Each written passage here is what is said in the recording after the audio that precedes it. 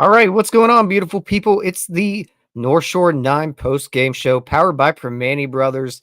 I'm Tyler. With me is my guy, Douglas Freshwater. Doug, the Buccos take 3 of 4 from the Cubbies. How we doing today? Oh, very good.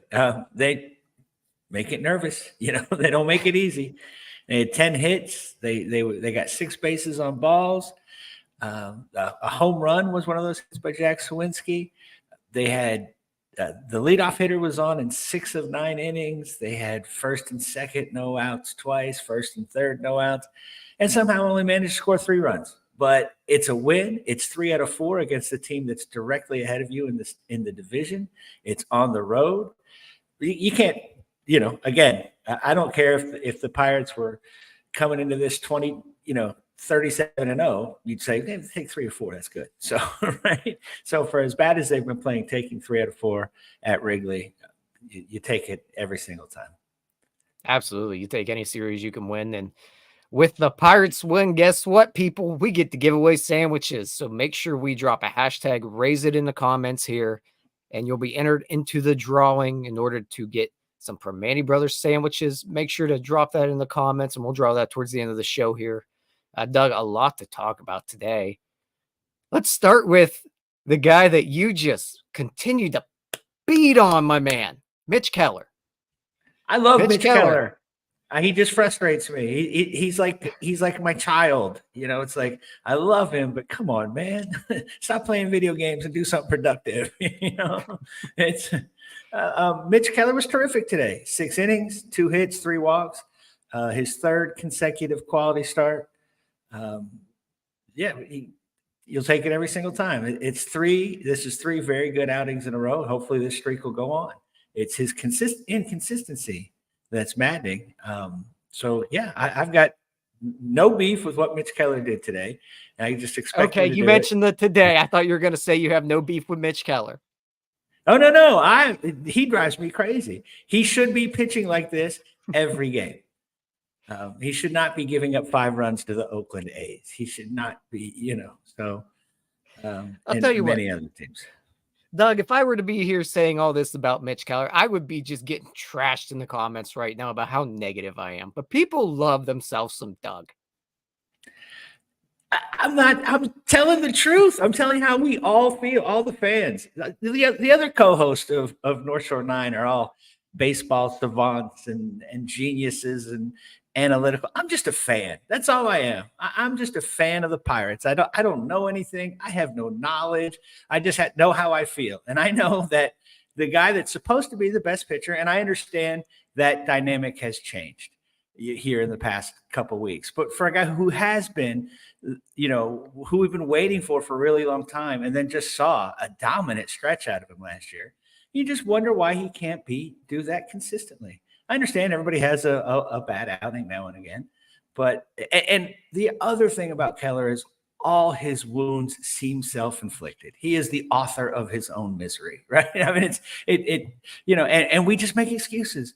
Oh, it was 11 hits, but it was soft contact. Oh, okay. Oh, he pitched well enough to win. He gave up 5 runs in 3 innings, but had we scored 12, that'd have been fine. It's just, I don't know why we protect him and baby him and coddle him.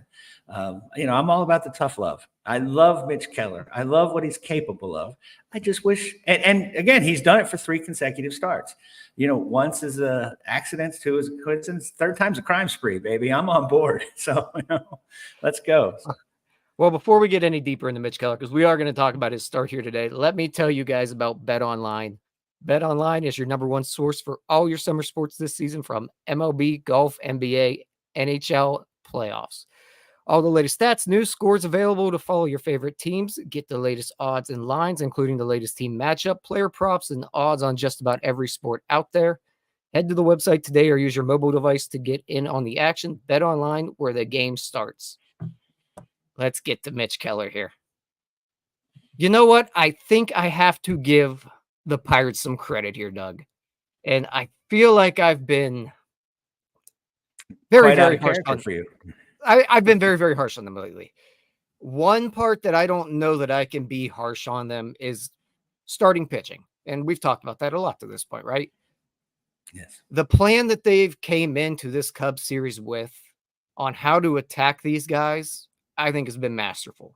We saw today Mitch Keller was primarily the 3 fastballs that he throws. I think he threw 7 sweepers, 7 curveballs, and he's starting to spin that curveball a little more now. But we saw it with Bailey Falter yesterday as well. Really heavy fastball. 2 back-to-back weak contact appearances from both guys. We saw a lot more swing and miss from Mitch Keller today than we did Bailey Falter, but they went heavy fastball this series, especially these last 2 starts. And of course, you will with Paul Skeens when he throws the way he does. But the plan to attack the Cubs this series, I think, was really, really good. And I think that's a big part of why they won this series in general. Yeah, I think you're absolutely right. They did. They it seems like they had a pretty good plan and they executed it quite well. And yeah, it just, again, this team, it's there. There's something there. But yeah, Mitch Keller was fun. I mean, Bailey Falter was terrific. Everybody pitched really, really well. So you have to, right, exactly. I mean, as you say, we are pretty harsh on the Pirates and the management and their plan, their hitting approach and hitting philosophy, that sort of thing. This really looked like the organization was giving the team an edge for a change and not putting them at the disadvantage that they so often seem to do. Yeah, and once again, make sure we drop that hashtag Raise It here in the comments to be entered into the drawing for the Primanti Brothers sandwiches. Do you think that maybe Mitch Keller's going to get a bit more of a pass now that he's really turned into more of a number 3 on this roster and he's not going to be relied upon as much as maybe we thought so coming into the year, where we looked at him as probably a number 1 or number 2? Doug, we're talking about a guy that has 41 consecutive starts of 5 innings. That's really good. And I understand that a lot of times he probably should have been pulled before the 5 innings because they just needed him to eat innings in the past. But right, last year was him and Oviedo were the only pitchers they had to do. 41 consecutive 5-inning outings, that's pretty darn good. And that's exactly what a number 3 is. Yeah, he is now that sort of classic third starter that he's just going to give you good, solid innings that you can use the bullpen a little more the night before because Mitch Keller's pitching the next game, and he's going to give you're going to get 5. They might not be beautiful, but you're going to get at least 5, and there's a good chance that you get 6 or 7 out of them. I mean, he's a workhorse. He is a solid, sturdy dude, and you got to tip your cap to him for that. And yeah, the dynamic of this pitching staff has changed, and it's not just what Skeens and Jones are doing, but Bailey Falter's kicking in too. So there's just we're not doing less that pressure. One. We're not doing that one. Say, okay, did you watch yesterday's game? Did you pay attention? He's a decent, solid pitcher. All I'm saying is last year there was 2 pitchers and a lot of bullpen games, and we paid the price for that with how what happened with Oviedo. This year, Mitch Keller does not have to save and carry this staff, and I'm not saying that the other guys have usurped him quite yet, but they're certainly. It's like, okay, Mitch, we don't need so much. You don't have to be Cy Young.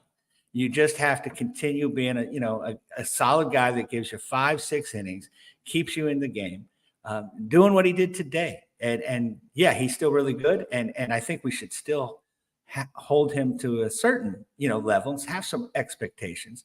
But yeah, he's got the other 3, and Martin Perez has been a little shaky lately, but the starting rotation has been the strength of this team, and none of us would have picked that at the start of the season, right? That would have been, they were our biggest question mark, our biggest concern.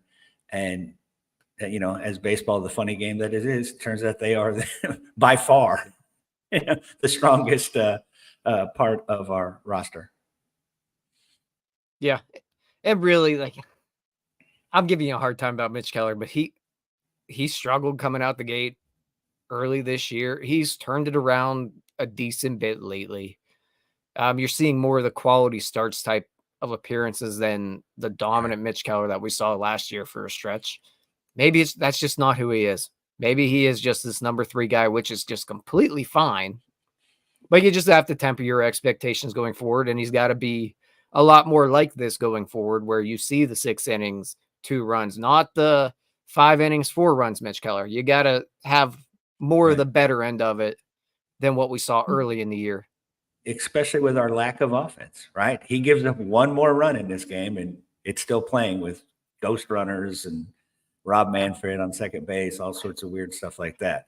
So yeah, I mean, that's exactly right. I mean, we don't need him to, I said be Cy Young or Greg Maddux or somebody, but we still need him to only probably give up 2 runs, if we really want a chance of winning. Yeah. So Mitch Keller goes 6 innings, gives up 2 runs, 2 hits, 3 walks. So under a base runner an inning, you'll take that out of him. Hopefully Great whip. We get more of that going forward out of him. Good outing from him today. Let's talk a little bit about the bats. I kind of just want your opinion because I've talked enough about him yesterday and talked enough about him in general lately. I think maybe I'm prepared to be a little too harsh on him today. I want to hear your opinion before I give mine. On the bats as a whole? Just today. Just any. Just talk to me about today. I mean, all the stuff I rattled off at the top. I mean, again, 10 hits, 6 more guys on base by walks, 27 outs to work with, and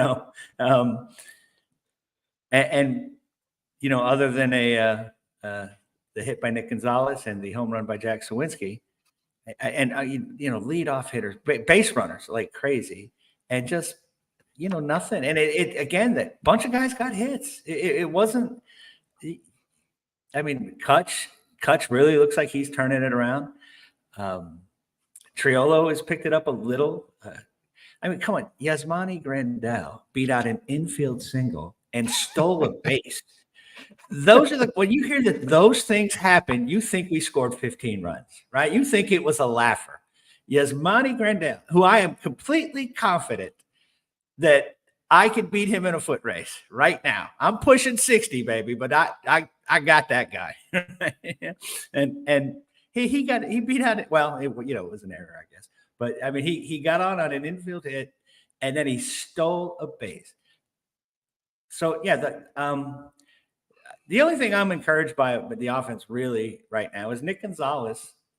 And I'm curious to what you think. Nick Gonzales looks like he might be figuring it out. He had 2 hits. He was intentionally walked because they wanted to get to Jack Suwinski, right, which is understandable. I think he had his home run today, but that was his 3rd hit on the road tripper, 3rd hit of the year. I'm not sure which, but it was something like that. So he hasn't hit a lot lately.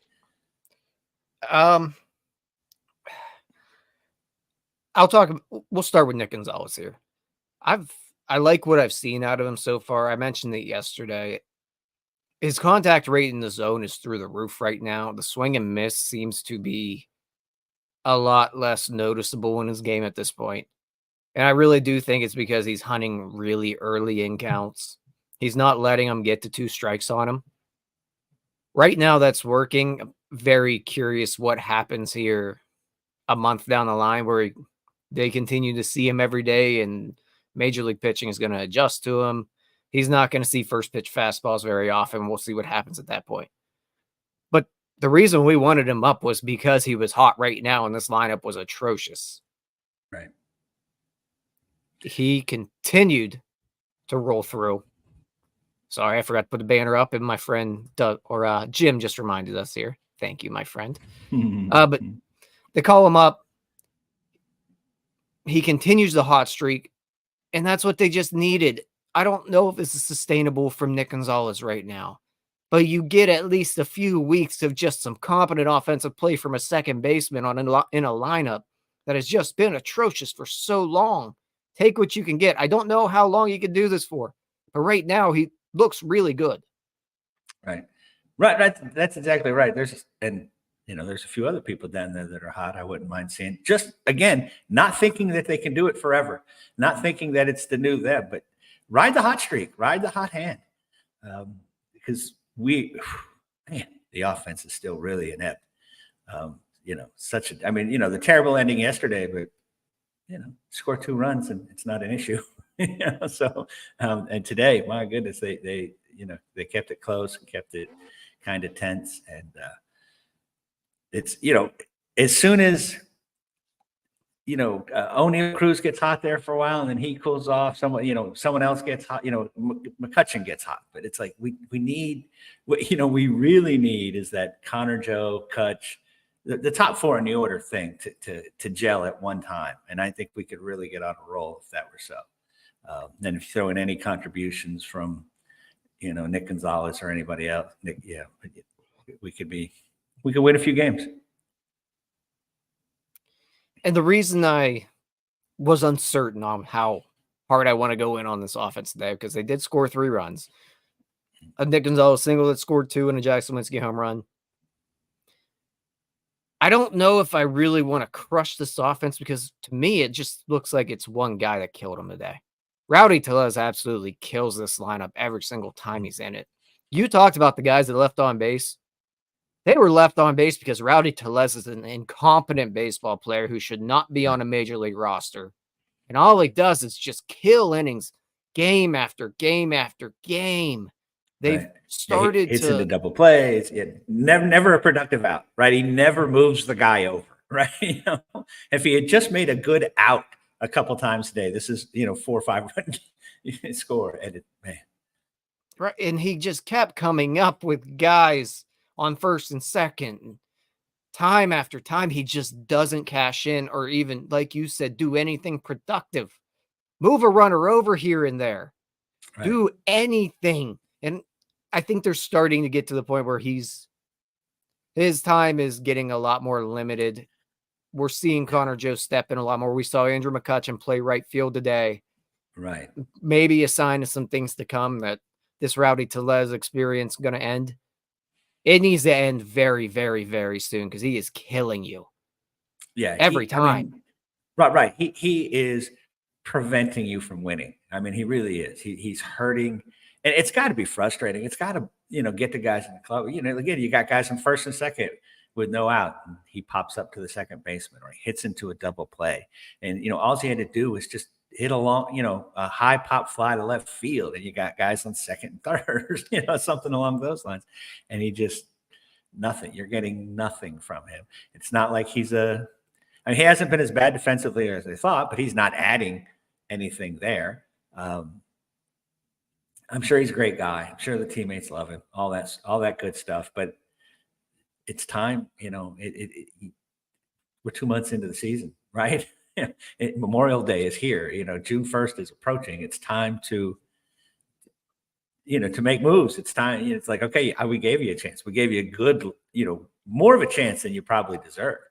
And you're fortunate that we're cheap and we're incompetent and we're willing to accept losing as an organization, because I think a lot of teams would have moved on from him by now. Oh, it's time and time again he comes up in these spots, and a lot of that's self-inflicted because the Pirates continue to hit him in the middle of the order for a long time. Well, now he's backed up to the 8th spot and he's still coming up in these spots. You can't hide him. There's nowhere to hide him when he's on the field. You can't hide him in a lineup. You can't hide him in the field. He is absolutely killing you everywhere. It's May 19th. You mentioned it. It's time to pull the plug. We're done here. It's not working. Even if he heats up, he might heat up into a below average baseball player. Can't do it. Can't win with it. Right. You can't. No, you can't. Exactly. You can't even compete. You can't even keep yourself in games more often than not. Right. If your pitcher gives up 4 runs, a lineup with Rowdy Tellez in it is not going to overcome that. Right. When we've got our pitchers on a razor's wire, it'd be nice to give them a little breathing room. It would be nice to send them, have them out there pitching with a 3 or 4 run lead once in a while. So Jim's right. He's got to go. And really, we should hear about it in the next hour or so. It's the truth, I was actually thinking about that during the game. Like, today's a perfect day to do it because I don't think you can do this anymore. I mean, you've given it as long as you possibly could. I mean, I would. You could bring up Lamb. You could sign Brandon Belt. You could bring up Matt Gorski, and it's not like he's crushing it or anything, but he can only be as bad as Rowdy Tellez, but he's more athletic and a better defender. You could bring up Bay and play Connor Joe at first base every day. I'm up for anything at this point. I just don't want to see Rowdy Tellez in the lineup. Fortunately, I don't think we're going to see him in the lineup more than maybe 2, maybe 3 times a week at most now. Seems like that's 2 or 3 times too many, quite frankly. Yeah, but you're I right. know, but it does. It was right. 5. We're a 500-ish team, and if we're giving away 3 games, 2 or 3 games a week, it's putting a lot of pressure on the rest of those games. So yeah, so we're all on the same page. I think the entire chat here is on the same page. Yeah, this is the whole chat. Nobody disagrees. I don't know if anybody thinks that keeping Rowdy Tellez around at this point is worth it. I don't think Rowdy Tellez would think it, right? I mean, I think Rowdy Tellez would say, yeah, I'm not getting it done. I mean, I would hope so. Yeah. Don't tell me you're close. No, he's not. He's not. His at-bats are as uncompetitive as they get. Yeah. But hey, just terrible. Doug, you know what did happen today? The big 3 in the bullpen. Yeah. 7th inning clean, 8th inning clean, 9th inning clean, no runs. They did it. What we envisioned at the start of the season as the strength of this team, as the foundational, hey, just get to the 6th inning and we'll be fine. It was good. I mean, Holderman has been terrific. It seems like Chapman has worked out some of his issues, and Bednar still scares the crap out of me, but he got it done. Yeah, that was probably the best that all 3 of them have looked in a game together in a very, very long time, or even 2 out of 3 looking good. Holderman has looked good pretty much all year. Chapman and Bednar both. It ain't been pretty. It ain't been pretty anytime they're out there. That was probably the cleanest both of them have looked. And Bednar still didn't look normal, I would say. He looked better, but not definitely not dominant. Right. He looks hittable. Yeah. I mean, I guess that's the best way to say it. Before it's like nobody had a chance, and now it's like, a good hitter can get him. Yeah. Aroldis Chapman was in the zone. Thank God. Yeah. Too many walks lately out of him. Oh, he's got to settle in because $10.5 million can't be wasted on this team. No, one of our biggest offseason investments ever, quite frankly.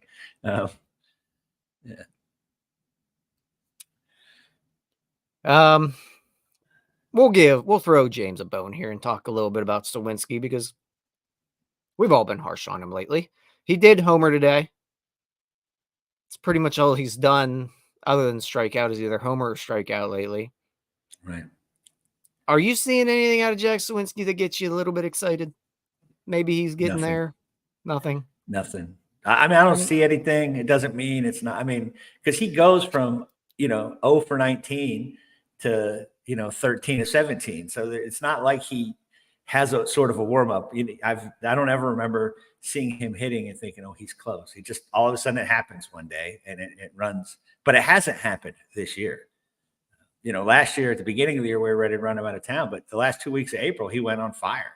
I mean, they were against bad teams. It was Washington, Colorado. But, he was crushing the ball, four hit games, home runs, everything. I mean, now it's just he just looks so passive. He looks like that kid in Little League who's afraid to swing. I mean, it's so weird. I mean, he's obviously trying. You know what I'm saying? He obviously puts the work in. I just don't know. I just don't know if he has it. And he's fortunate that Rowdy Tellez is on this team because Rowdy Tellez is the easy target. And if he wasn't available, if somebody at first base was hitting 220, we'd be on Jack pretty hard right now. So. Yeah, I mean, 2 home runs this road series.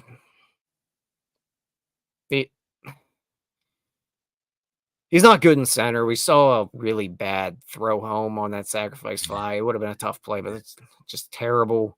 But he's had a rough year.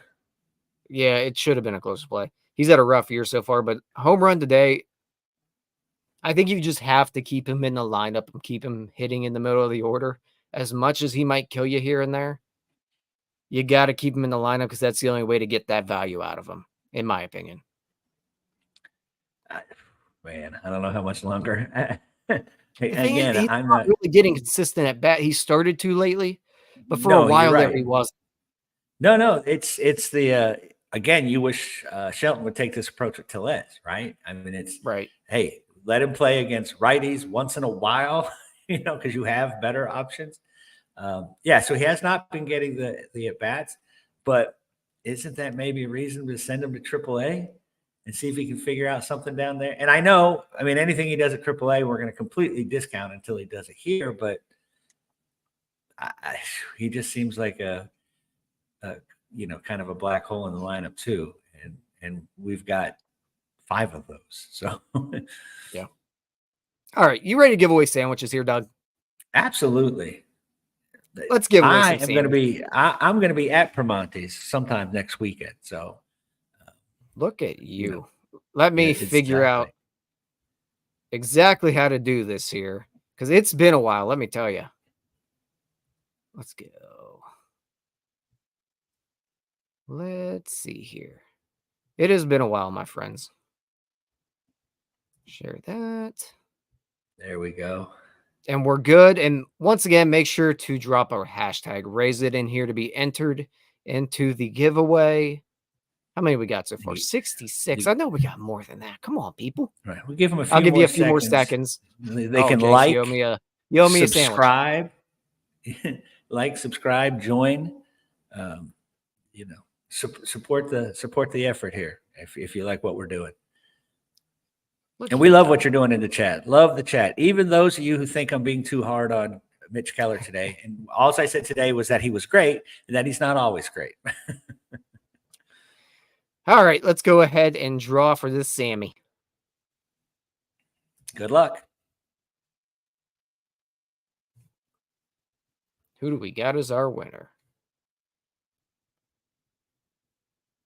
Sean Hooper. Hoop. Sean is the winner. Sean, you know where to find us. You're always here. Yep. Congratulations, Sean. Congratulations to Sean. Make sure to either DM, email, whatever you got to do. DM somebody. We'll make sure to get those Sammys out to you. Congratulations. He's here all the time. It is nice when recurring commenters he's here more than I am. get to win. Right. He's here more than I am. So you ain't lying. He's probably here more than me too. Yeah. All right. So Sean is the winner of the sandwiches. Sean, make sure you reach out. Like Doug said, if you guys enjoy us, like, subscribe, comment, all that good stuff. We're here 162 games a year plus the weekly NS9 lives plus the Starbucks. We got a lot going on around here. We do some spring training. I'm pretty sure we would do playoffs if it ever, if it ever came up. We do game days, man. We do a lot. Right. So if you enjoy it, make sure to like, subscribe. We'll be here. If not, just keep tuning in. Keep having fun with us. Absolutely. And I'm going to be in Pittsburgh next weekend. I'm going to be in Pittsburgh next weekend. I'm there for the Friday, Saturday, and Sunday games. If anyone wants to say hello, just hit me up on X, formerly known as Twitter, and we can meet up. I'll buy you a beer. There you go. Make sure to see Dougie. The people's champ, Dougie Fresh, will be in town. The fan on the program. All right, Doug. Pirates win this 1-3-2. Let's get out of here. See you guys Tuesday. Yep. Thank you guys for tuning in. Off day tomorrow. Make sure to tune in to Starbucks. We'll be back with you for that, and then we'll be back for more post-game shows. Maybe thank pray you guys for for rain. tuning in. Because if it doesn't rain on Tuesday, Wednesday, or Thursday, I am not going to see either Skeens or Jones. But I will be there for a Mitch Keller start, boys and girls. There we go. That's all we need. All right. We're out of here. Thank you guys for tuning in. Peace out, Girl Scouts. Thanks, guys. See you later.